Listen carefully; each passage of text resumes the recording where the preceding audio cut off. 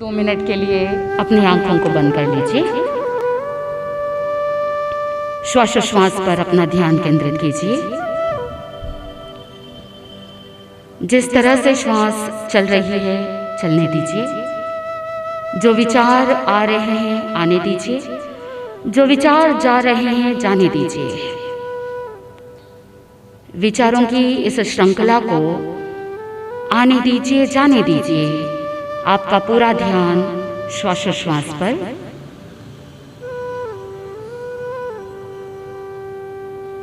गुरु भक्ति से मन बिल्कुल शांत हो चुका है। प्रभु महावीर स्वामी के जीवन गाथा को अंतर मन से श्रवण करके शिक्षाओं को जीवन में उतारने के लिए आप शारीरिक, मानसिक, आध्यात्मिक दृष्टि से बिल्कुल तैयार हो रहे हैं। सांसारिक सभी अवस्थाओं से निवृत्त हो रहे हैं। मन एकाग्रचित, बिल्कुल शांत। जिनवाणी श्रवण के लिए अपने आप से कहिए, मैं बिल्कुल तैयार हूं। और इसी तैयारी के साथ, भक्ति के साथ, शुभ भावनाओं के साथ अपने ध्यान को पूरा कीजिए। Yes, relax. राग द्वेष के विजेता, मोक्ष मार्ग के प्रतिपादक, चरम तीर्थंकर श्रमण भगवान महावीर स्वामी के चरणों में कोटि कोटि वंदन करते हुए, एक भवावतारी, चर्चा चक्रवर्ती, भीष्म प्रतिज्ञाधारी, अखंड बाल ब्रह्मचारी, आचार्य सम्राट पूज्य श्री जयमल जी महाराज साहब के चरणों में कोटि कोटि वंदन। जय गच्छाधिपति, व्याख्यान वाचस्पति, उग्र विहारी, वचन सिद्ध साधक, 12वें पट्टीधर, आचार्य प्रोश्री पार्श्व चंद्र जी महाराज साहब, मेरे अनंत आस्था के आयाम, मम जीवन उद्धारक, परम पूज्य गुरुदेव डॉक्टर श्री पदम चंद्र जी महाराज साहब के चरणों में कोटि कोटि वंदन करते हुए सभी गुरु भगवंतों के चरणों में वंदन करती हूँ। गुरुदेव श्री की आज्ञा से आत्मबंधुओं, अनंत अनंत ज्ञानी, सर्वज्ञ, सर्वदर्शी तीर्थंकर प्रभु महावीर स्वामी, जिन्होंने संसार के भव्य प्राणियों को जिनवाणी के माध्यम से शिक्षा प्रदान की। आत्मबंधुओं, अगर हम आपसे पूछना चाहें कि शिक्षा क्या है, क्या है शिक्षा? कोई कहेगा कि डिग्री प्राप्त करना, ग्रेजुएशन, पोस्ट ग्रेजुएशन करना, पीएचडी डिग्री प्राप्त करना शिक्षा है। कोई कहेगा नौकरी प्राप्त करने के लिए जो साधन प्राप्त हो उसी का नाम शिक्षा है। कोई कुछ कहेगा तो कोई कुछ कहेगा। हर एक व्यक्ति शिक्षा को केवल आजीविका का साधन मानता है। ज्ञानी जन फरमाते हैं कि शिक्षा वो होती है जो साधक को केवल आजीविका का स्रोत नहीं बनाती है, जीवन जीने की कला सिखाती है। आत्मबंधुओं, सच्ची शिक्षा तो वो होती है जो व्यक्ति को इंसान बनाता है। शिक्षा वो दीपक है जिसके माध्यम से अज्ञान रूपी अंधकार दूर होकर के ज्ञान का प्रकाश फैल जाता है और वो व्यक्ति केवल मनुष्य नहीं, वो अपने जीवन में एक नए आयाम को प्राप्त कर लेता है। शिक्षा वो बीज है जो ज्ञान के विराट वृक्ष का रूप धारण कर लेता है। ज्ञानी जन कहते हैं कि शिक्षा केवल वो नहीं जो केवल आपको कंपटीशन की ओर ले जाए। शिक्षा कॉम्पिटिटिव न रह करके सहयोगी बनने की कला सिखाए। वहाँ पर केवल आईक्यू डेवलप नहीं किया जा सकता। सच्ची शिक्षा तो वो होती है जो साधक को, जो व्यक्ति को आईक्यू डेवलप करने के साथ साथ ईक्यू और एसक्यू को डेवलप करे। आईक्यू का मतलब होता है इंटेलिजेंस कोशेंट, यानी व्यक्ति की बुद्धिमत्ता कितनी है उस आईक्यू के माध्यम से पता चलता है। आत्मबंधुओं, आज की जो शिक्षा प्रणाली है उसके अंदर व्यक्ति अपना आईक्यू तो बढ़ा लेता है लेकिन उसका ईक्यू कमज़ोर हो जाता है। ईक्यू का मतलब होता है इमोशनल कोशेंट। आज के ज़माने में आप देखते हो व्यक्ति कितना ज़्यादा संवेदनशील हो चुका है, कितना ज़्यादा इमोशनली सेंसिटिव हो चुका है कि वहाँ पर व्यक्ति अपने आप को संभाल नहीं पाता। जहाँ पर धैर्य होना चाहिए, पेशेंस होना चाहिए, सहिष्णुता की भावना होनी चाहिए, सहनशीलता की भावना होनी चाहिए, ये सारे इमोशंस उसके अंदर रहते नहीं। इमोशनल इंटेलिजेंस घटता जा रहा है, केवल बुद्धिमत्ता बढ़ रही है, इंटेलिजेंस कोशेंट बढ़ रहा है, लेकिन इमोशनल कोशेंट घटता जा रहा है। और साथ में ये भी बता दिया आज की जो शिक्षा प्रणाली है उसमें SQ भी घटता जा रहा है। SQ का मतलब होता है स्पिरिचुअल कोशेंट। एक ज़माना था जब भारत के अंदर गुरुकुल सिस्टम होता था, जहाँ पर केवल ये कलाएं नहीं सिखाती जाती थी, शिक्षा प्रणाली के साथ साथ उनको सच्ची जीवन जीने की कला सिखाई जाती, नैतिकता प्रामाणिकता के साथ, न्याय नीति के साथ कैसे जीवन जिया जाए, सच्ची जीवन जीने की कला सिखाई जाती थी। जहाँ पर श्री कृष्ण और सुदामा जैसे एक साथ गुरुकुल के अंदर अध्ययन करते, जहाँ पर श्री कृष्ण राजकुमार थे और सुदामा गरीब था, ब्राह्मण था, लेकिन दोनों एक साथ क्या कर रहे होते, गुरुकुल के अंदर अध्ययन करते। वहाँ पर अध्ययन होता, स्व का अध्ययन होता, स्वयं की पहचान होती। जहाँ पर कि राजकुमार हो या कोई ब्राह्मण हो, हर एक व्यक्ति गुरुकुल के अंदर एक जैसे वस्त्र पहनते और साथ में बैठ कर के अध्ययन करते, साथ में शिक्षा को ग्रहण करते और साथ में ही बैठ कर के भोजन करते। वहाँ पर कोई ऊंच नीच का भाव था ही नहीं और किसी को ऊंचा दिखाने की भी भावना नहीं, किसी को नीचा दिखाने की भी भावना नहीं थी। ऐसा गुरुकुल सिस्टम हमारे भारत के अंदर था। लेकिन आज की शिक्षा प्रणाली जिसके अंदर व्यक्ति सोचता है कि बड़ी बड़ी डिग्री लेकर के जॉब कर लेंगे, अच्छी पोस्ट पर पहुंच जाएंगे, लेकिन ज्ञानी जन कहते हैं कि सच्ची शिक्षा वो होती है जहां पर आपको सच्चा जीवन जीना आ जाए, बड़ों का आदर सत्कार करना आ जाए, संस्कारों से ओत प्रोत हो। ऐसा जीवन जीने की कला सिखाने वाली शिक्षा प्रणाली ही सच्ची शिक्षा प्रणाली हो सकती है। आत्मबंधुओं, भगवान महावीर स्वामी के जीवन गाथा को आप सुन रहे हैं। भगवान महावीर स्वामी का जीवन कैसा था, वहाँ पर आप देख रहे हैं बाल्यकाल के अंदर ही उन्होंने कितनी सारी शिक्षाएं दे दी। कल आपने सुना था कि किस तरह से उन्होंने मित्रता को प्रामुख्यता दी और मैत्री भावना प्राणी मात्र के लिए रखी थी। और एक बार तो ऐसा हुआ, छोटा सा बालक है लेकिन भीतर कितने ज्ञान है, 3 ज्ञान है, हमेशा आत्मचिंतन के अंदर रमण रहने वाले। लेकिन जैसे दशवें कालिक सूत्र के अंदर कहा जाता है, काले कालम समायरे, यानी एक सच्चा भिक्षु वो होता है, एक सच्चा अणगार वो होता है कि जिस समय जो कार्य करना है उसी समय वो क्या करे, उस कार्य को करे। जो काले कालम समायरे शिक्षा को अपने जीवन में उतार लेता है वो जीवन में कभी भी हार मान ही नहीं सकता। भोजन के समय में भोजन, अध्ययन के समय में अध्ययन, बिजनेस के समय में बिजनेस, और जिस समय में जो कार्य करना है। अगर गोचरी के समय में गोचरी नहीं गए, बाद में असमय में अगर गोचरी गए, तो क्या मुनिराज को गोचरी मिलेगी? नहीं मिलेगी। इसीलिए भगवान महावीर स्वामी ने साधु के लिए दिनचर्या बता दी कि स्वाध्याय के समय में स्वाध्याय करना, गोचरी के समय में गोचरी जाना और ध्यान के समय में ध्यान साधना करना, और पापों की आलोचना के लिए प्रतिक्रमण के समय में प्रतिक्रमण करना। क्या ये शिक्षा केवल साधु संतों के लिए है या हर एक साधक के लिए है?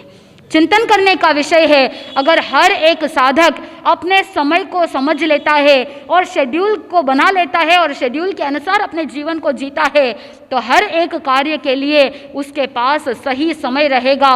उसके बाद आप कभी भी जिंदगी में नहीं बोलोगे कि मेरे पास तो टाइम नहीं है। आत्मबंधुओं, आप अगर कुछ भी कार्य करने के लिए कहते हैं, धर्म कार्य के लिए कहते हैं, तो आप सीधा बोल दोगे कि मेरे पास टाइम नहीं है, मैं बहुत बिजी हूँ, आई एम नॉट अवेलेबल। और तो और बहुत सारे लोग अपने व्हाट्सएप के अंदर प्रोफाइल पिक के नीचे स्टेटस जो लिखते हैं उसमें भी लिख देते हैं I am busy, I am not available. आत्मबंधुओं, अगर यही मेंटालिटी, यही साइकोलॉजी अगर रही कि मैं बहुत बिजी हूँ, आप अपने अवचेतन मन को बार बार यही संदेश दे रहे हो, आप क्या है, बिजी है। आप कोई काम नहीं भी कर रहे हैं फिर भी सबकॉन्शियस माइंड आपको वैसे ही स्थिति में डालता है कि आप बिजी है। कोई काम न करते हुए भी आपकी मेंटालिटी, आपकी भावना कैसी रहेगी कि आपके पास बिल्कुल भी समय नहीं है।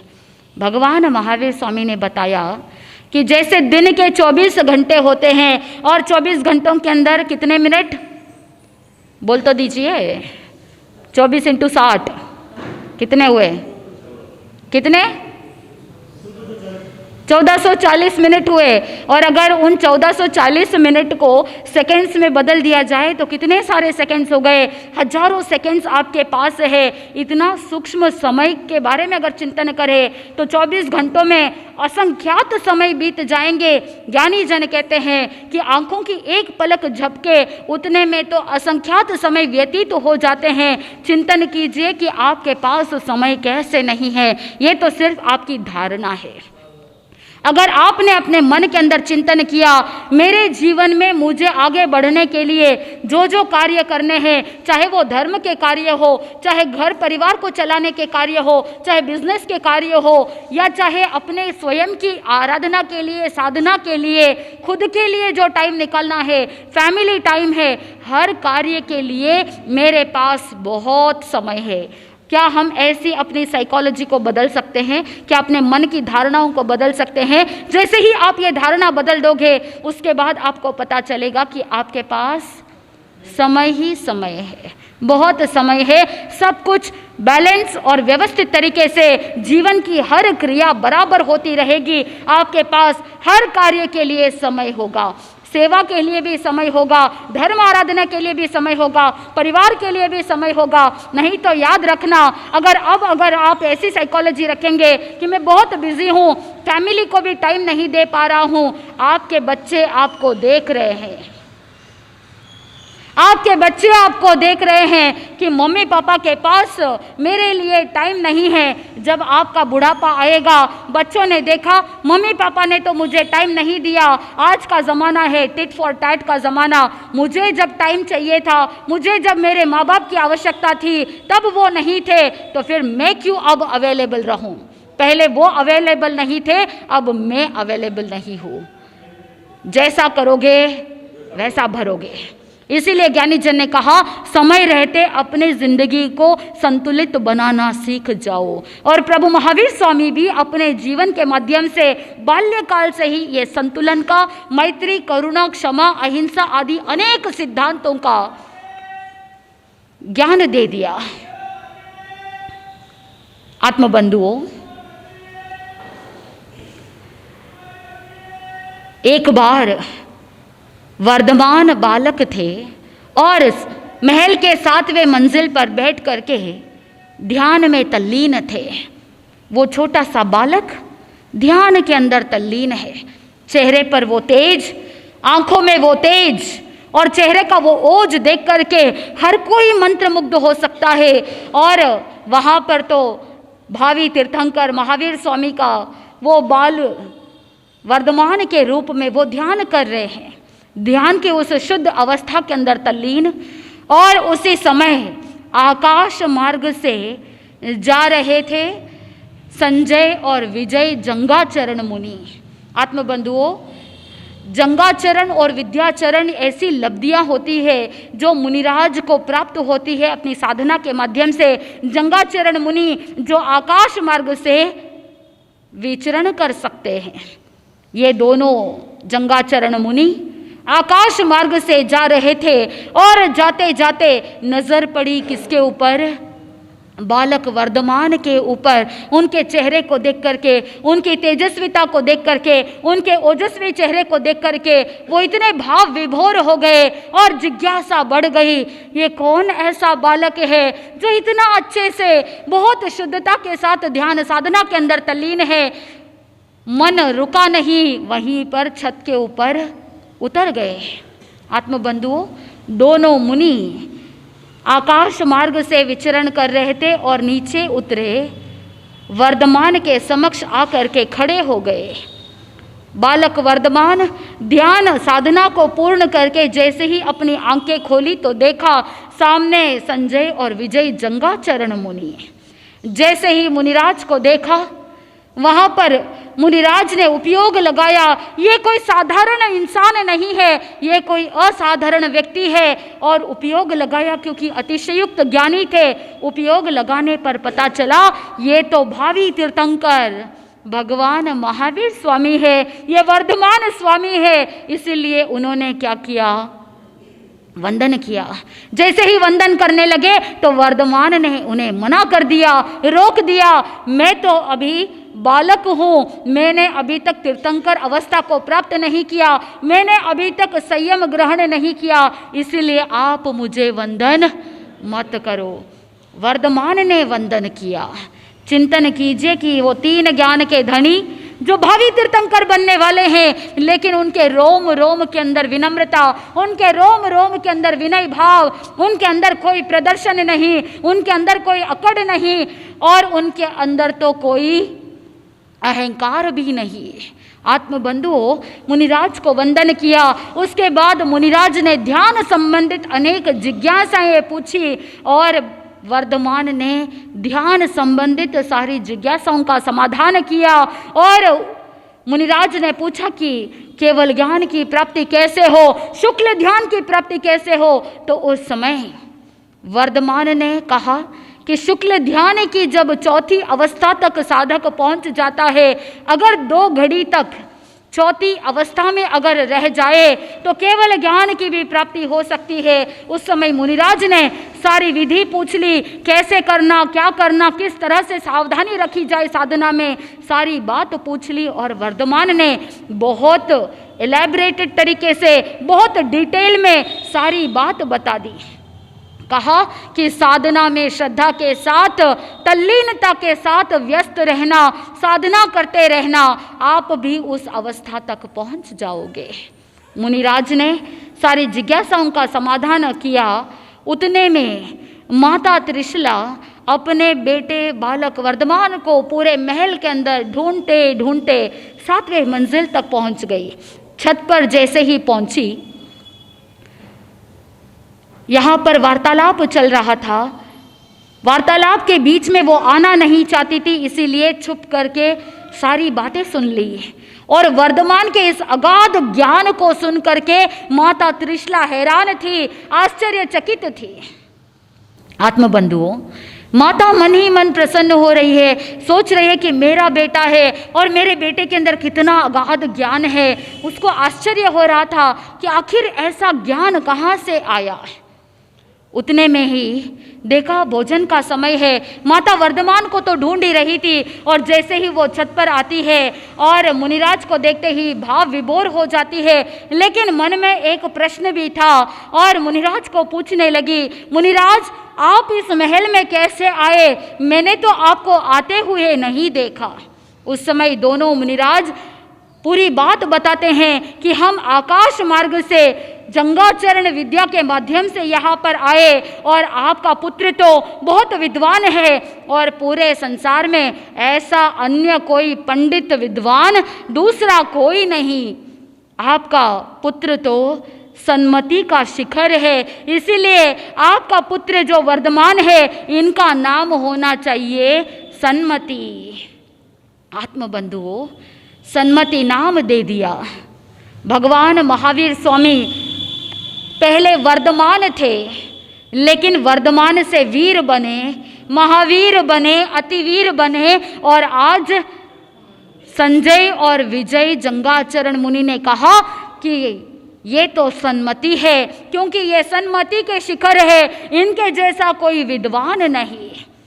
माता को बड़ी खुशी हुई।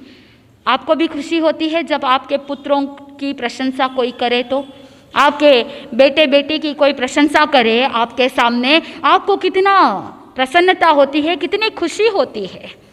लेकिन ज्ञानी जन कहते हैं प्रशंसा सुन लेना, लेकिन कभी भी एक दूसरे के साथ तुलना कभी भी मत करना।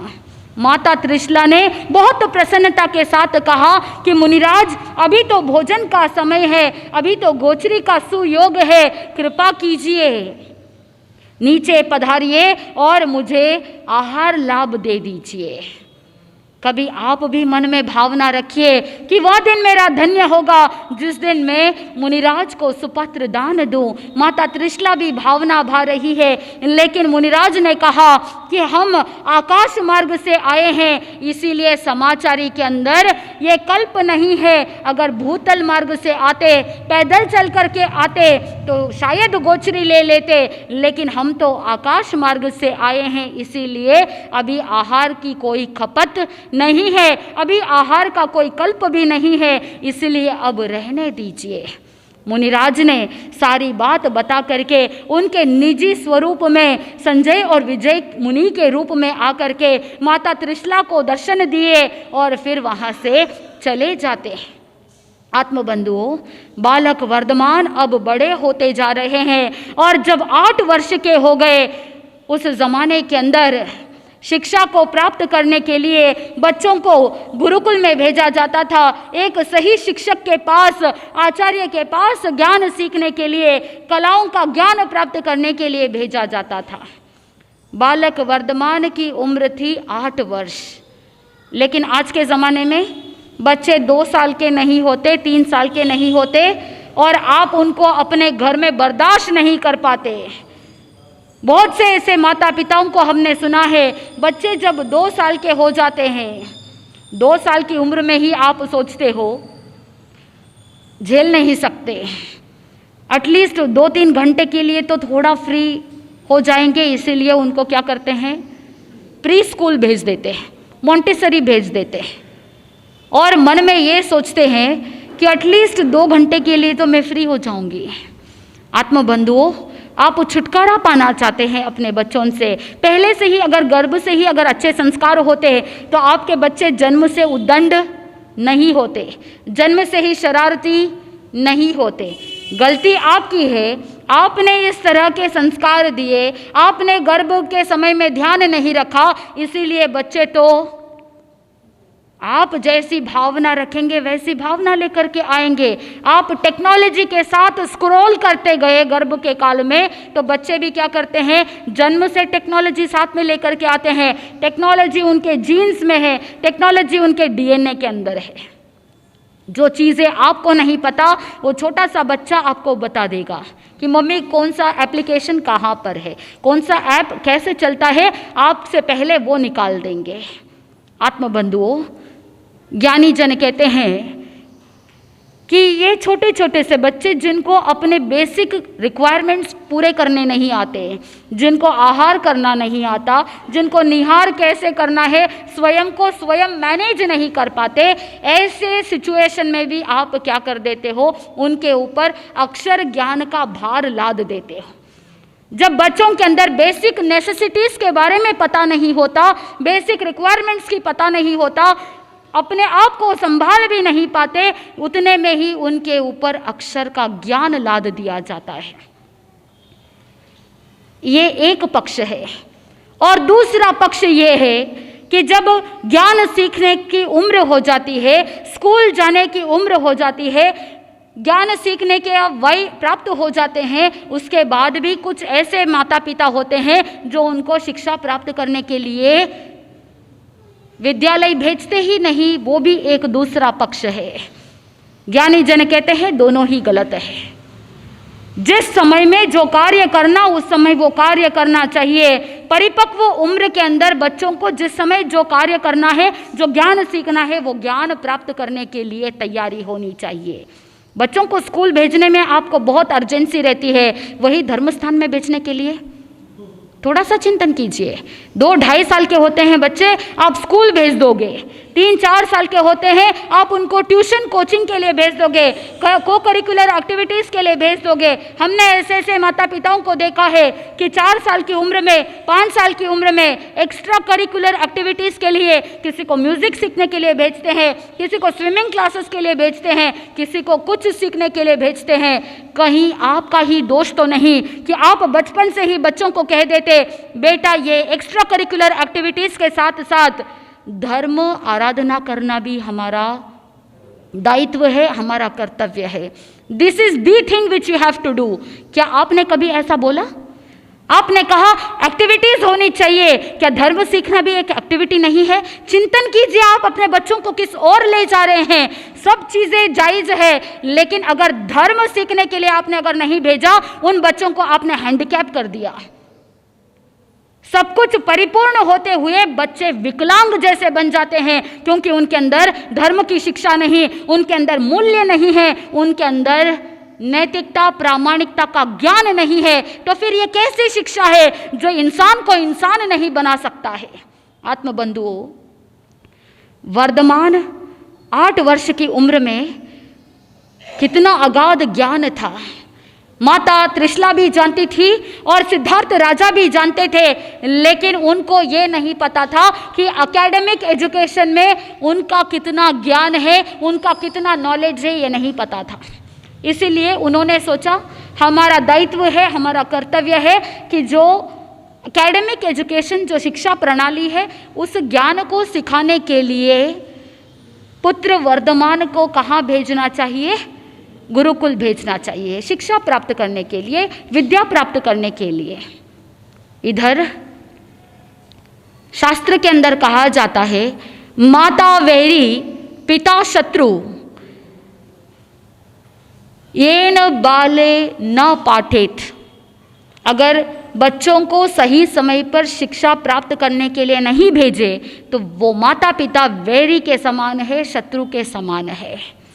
माता पिता ने अपने कर्तव्य को समझा और पिता सिद्धार्थ ने अपने पुत्र वर्धमान को लेकर के गए, कुलपति के पास लेकर के गए शिक्षा प्राप्त कराने के लिए। वर्धमान बालक थे, ज्ञान था लेकिन प्रदर्शन नहीं किया। चले गए अपने पिताजी के साथ आज्ञा का पालन करने के लिए, क्योंकि आज्ञाकारी थे। सब कुछ होने के बावजूद बिल्कुल विनम्रता के साथ आज्ञाकारी होकर के अपने पिता का आज्ञा पालन करते हुए चले गए और कुलपति से मिलने के लिए अपने पिता सिद्धार्थ के साथ। जैसे ही कुलपति के वहाँ गए, बाकी अन्य बालक विद्यार्थी भी अध्ययन कर रहे थे और कुलपति शिक्षक जो थे वो भी ज्ञानार्जन करवा रहे थे। वर्धमान राज पोशाक में नहीं थे, गुरुकुल के यूनिफॉर्म में थे। गुरुकुल के यूनिफॉर्म के अंदर बिल्कुल सामान्य के जैसे वहाँ पर आ गए और पिता सिद्धार्थ ने शिक्षक को सारी बात बता दी। इधर उतने में ही उनको रवाना किया, राजा सिद्धार्थ को। शिक्षक अब ज्ञान सिखाने ही वाले थे, उतने में एक वृद्ध ब्राह्मण आते हैं और वो वृद्ध ब्राह्मण आकर के खड़े हो जाते हैं और बालक वर्धमान को अलग अलग प्रकार से शब्द शास्त्र के बारे में प्रश्न करना प्रारंभ करते हैं। ऐसे जटिल जटिल प्रश्न करते हैं कि वहाँ पर बिल्कुल आसानी से वर्धमान सारे क्लिष्ट प्रश्नों के, डिफिकल्ट क्वेश्चंस के सारे आंसर्स दे देते हैं, आराम से दे देते हैं। फिर उसके बाद धर्मशास्त्र, व्याकरण आदि के बारे में भी बहुत सारे प्रश्न पूछे और वर्धमान तो ज्ञानी थे, सारे प्रश्नों का उत्तर दे दिया और ऐसे ऐसे गूढ़ रहस्यों का भी उन्होंने उत्तर दे दिया। उस समय वो कुलपति जी कहते हैं, सारे विद्यार्थी भी आश्चर्यचकित है, कितने बड़े ज्ञानी हैं। उस समय राजा सिद्धार्थ के समक्ष कुलपति जी कहते हैं और साथ में वर्धमान को कहते हैं, आपके अंदर तो अगाध ज्ञान है, आप इतने बड़े ज्ञान के धनी हैं। और तो और राजा सिद्धार्थ को कहते हैं कि ऐसे ऐसे गूढ़ रहस्यों के बारे में वर्धमान ने बताया है कि जिसके बारे में भी मैं कल्पना नहीं कर सकता, जहाँ तक मेरी भी पहुँच नहीं है। इसीलिए वर्धमान को कहने लगे कि आप तो एक काम कीजिए, आप शिष्य बनने योग्य नहीं है, आप तो गुरु बनने योग्य है। उसी समय वो वृद्ध ब्राह्मण वहाँ पर आकर के कहते हैं, ये और कोई नहीं, शास्त्र के ज्ञाता और गूढ़ अर्थों के ज्ञाता है। ऐसे ज्ञानी, महाध्यानी, इनको कोई और ज्ञान प्रदान करने की आवश्यकता नहीं। ये तो अतिशयुक्त ज्ञानी है, ये तो 3 ज्ञान के धनी है। इसीलिए मैंने ये सारा उपक्रम किया ताकि आपको पता चले कि इनको ऐसे व्यवहारिक ज्ञान की अभी कोई आवश्यकता नहीं है। आत्मबंधुओं वापस लौट गए। राजा सिद्धार्थ बड़े प्रसन्न हुए और जब माता त्रिशला को पता चला कि बालक वर्धमान इतने ज्ञानी है कि इनको और कोई ज्ञान की आवश्यकता बिल्कुल भी नहीं है, फिर थोड़े दिन बाद फिर से सोचा।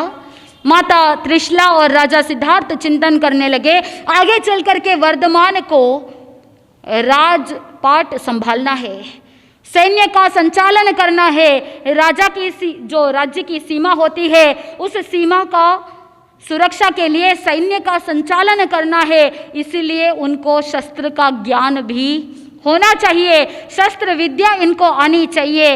इसीलिए उनको राजा सिद्धार्थ एक दिन दक्षिणेश्वर आचार्य के पास लेकर के जाते हैं। शस्त्र विद्या के अंदर दक्षिणेश्वर आचार्य बहुत ज़्यादा विद्वान और पारंगत थे। राजा सिद्धार्थ वर्धमान को सौंप देते हैं। वर्धमान जानते थे उनको शस्त्र विद्या सीखने की ज़रूरत नहीं है, लेकिन क्योंकि पिता की आज्ञा थी तो पिता की आज्ञा का पालन करना ही पड़ेगा। ज्ञानी जन कहते हैं कि ज्ञानी और अज्ञानी दोनों अपने अपने स्वयं के कैपेसिटी का परिचय स्वयं दे देते हैं। एक बार हुआ ऐसा, अकबर और बीरबल की कहानी है। हर बात में अकबर किसका नाम लेते?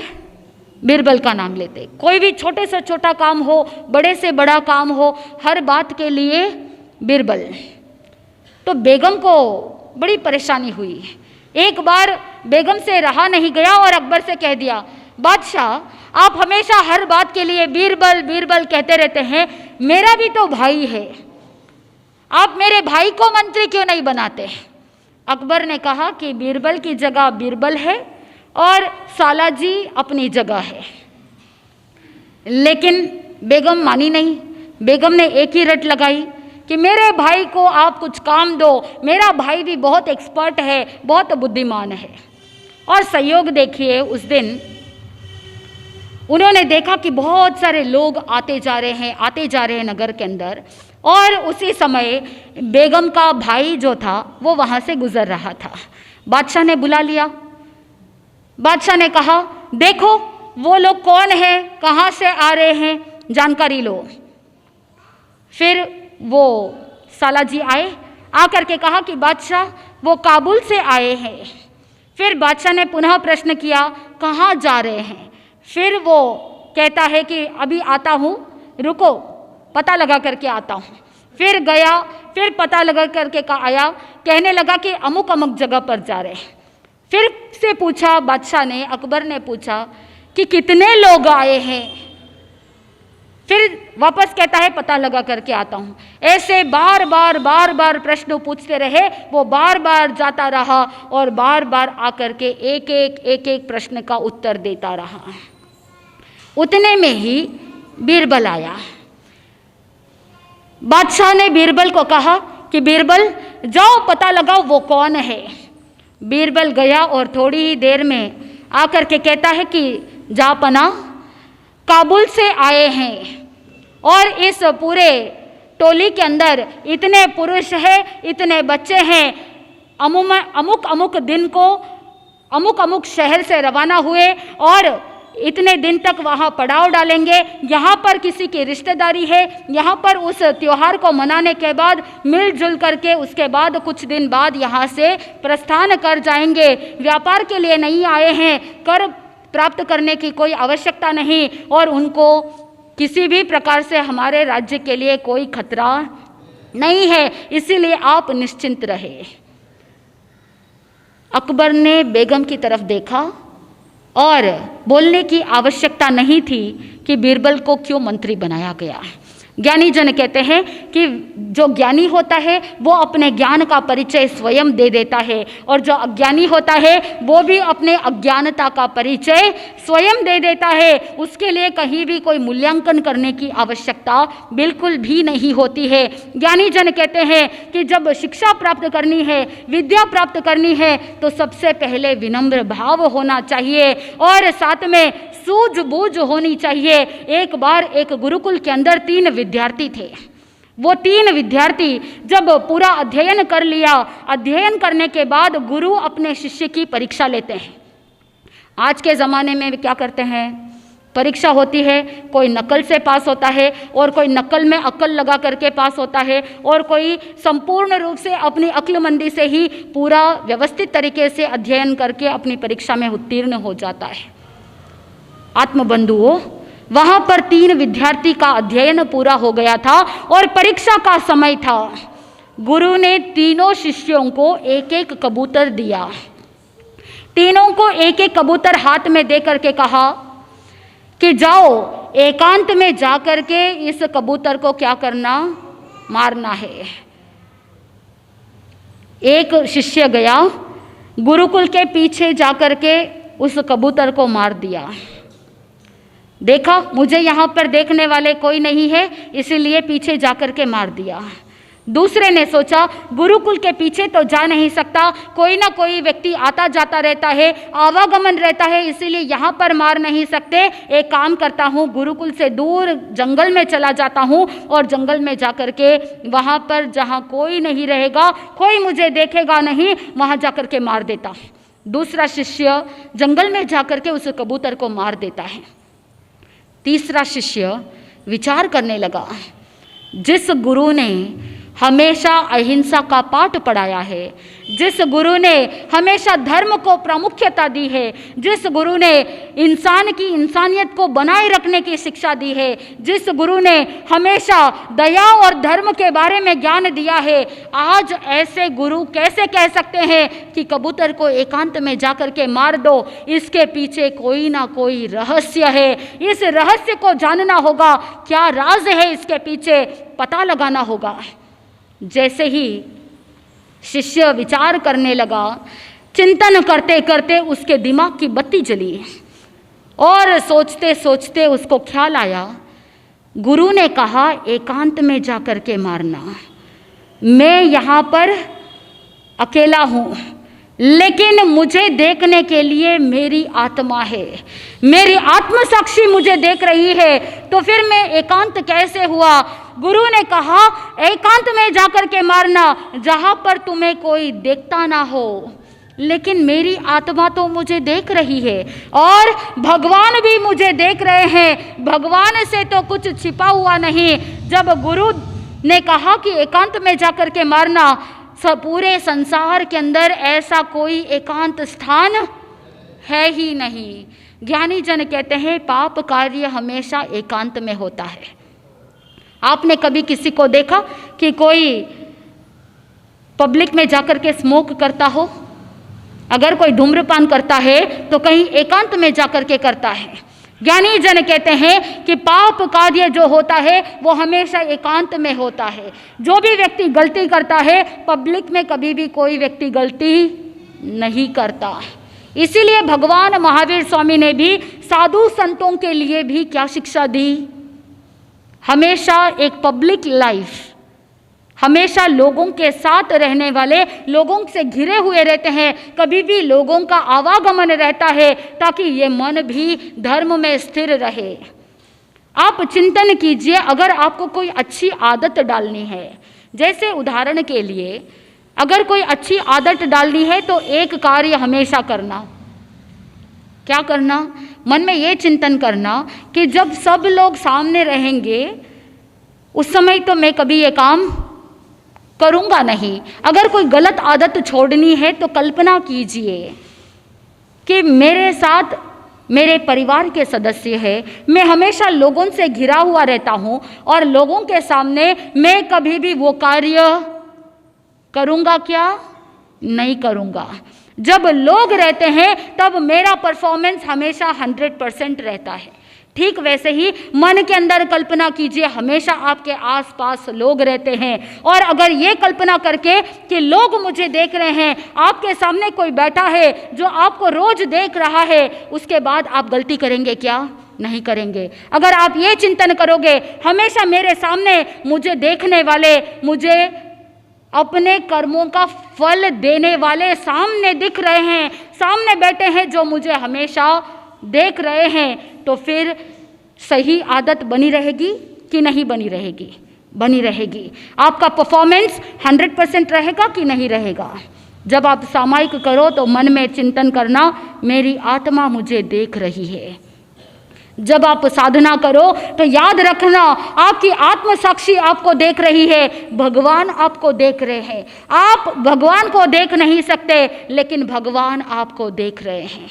केवली भगवान आपको देख रहे हैं, केवली भगवान अपने केवल ज्ञान से जान रहे हैं, केवल दर्शन से आपको देख रहे हैं। तो फिर आप चिंतन कीजिए कि आप कभी भी एकांत है ही नहीं। कोई भी पाप कार्य करने से पहले चिंतन करना, प्रभु मुझे देख रहे हैं, भगवान मुझे देख रहे हैं और उनके सामने मैं ऐसी गलती कर रहा हूँ, उनके सामने मैं ऐसा पाप कर रही हूँ, मुझे नहीं करना चाहिए। आत्मा अलर्ट हो जाएगी, आपका मन जागरूक हो जाएगा, आप चौकन्ने हो जाओगे और उसके बाद आपका परफॉर्मेंस 100% रहेगा।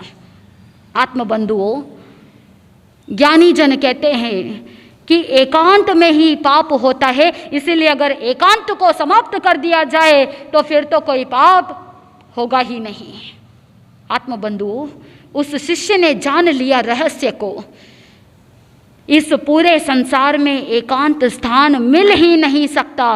रहस्य प्राप्त हो गया और वो कबूतर के साथ गुरुकुल पहुंच जाता है। गुरु ने पूछा, क्या बात है, जो टास्क दिया था वो कंप्लीट नहीं किया, जो कार्य दिया था उसे पूर्ण नहीं किया, क्या बात है? उस समय वो शिष्य कहता है कि गुरुदेव, आपने जो बात कही थी एकांत में जाकर के मारना, मुझे कहीं भी एकांत स्थान मिला ही नहीं। मेरी आत्मा मुझे देख रही है, भगवान मुझे देख रहे हैं, इसीलिए मेरी आत्मा ने गवाही दी ही नहीं, मैं इसे मार नहीं पाया। गुरु ने कहा, ये एक ही ऐसा शिष्य है जिसने मेरे उद्देश्य को समझा है। इसीलिए उन्होंने कहा, तुम इस परीक्षा में उत्तीर्ण हो चुके हो और मैंने तो अलग विद्या से इन कबूतरों का रूप बनवाया था, लेकिन ये वास्तव के अंदर सच्चे कबूतर नहीं थे, ये तो सिर्फ एक माया थी। आत्मबंधुओं, उस एक शिष्य को दीक्षांत समारोह में सर्टिफिकेट दे दिया, उत्तीर्ण कर दिया और उसे पुनः अपने घर पर भेज दिया। बाकी 2 शिष्यों को कहा, तुमको अभी तक अध्ययन करना बाकी है, क्योंकि तुमने जीवन के रहस्य को नहीं जाना, तुमने अभी तक इस जीवन के मूल्य को नहीं जाना। हर एक जीव जीना चाहता है, कोई भी जीव मरना नहीं चाहता। जब तक भीतर से इतनी अनुकंपा, दया भाव, करुणा भावना जब तक जागृत नहीं होती, प्रत्येक जीव के औचित्य को, महत्व को जब तक नहीं समझोगे, तब तक तुम राज्य के अंदर राज नहीं कर पाओगे। क्योंकि अगर आत्मवत भाव नहीं आया तो तुम प्रजा की सेवा कर ही नहीं सकते। इसीलिए तुम्हें पुनः क्या करना होगा? पुनः तुम्हें गुरुकुल के अंदर रह करके अध्ययन करना होगा। आत्मबंधुओं, गुरु अपने शिष्य की परीक्षा लेते हैं। जब भी कभी आपकी साधना में भी कोई तकलीफ आए, साधना में कोई अड़चन आए, रुकावट आए, तो रुको मत। मन के अंदर चिंतन करो, साधना के दौरान, शिक्षा के दौरान तकलीफ आएगी, रुकावट आएगी, अड़चन आएगी। धर्म कार्य में परीक्षा लेने वाले बहुत लोग बैठे हैं, देवता भी परीक्षा लेने के लिए आ सकते हैं। हिम्मत मत हारो, मन के अंदर अटूट विश्वास होना चाहिए, स्वयं के आत्मा के ऊपर विश्वास, अपनी साधना के ऊपर विश्वास। देव गुरु धर्म पर विश्वास रखते हुए अडिग रह करके अपनी साधना में आगे बढ़ते रहो, सारी अड़चनें सहज में ही मिट जाएगी।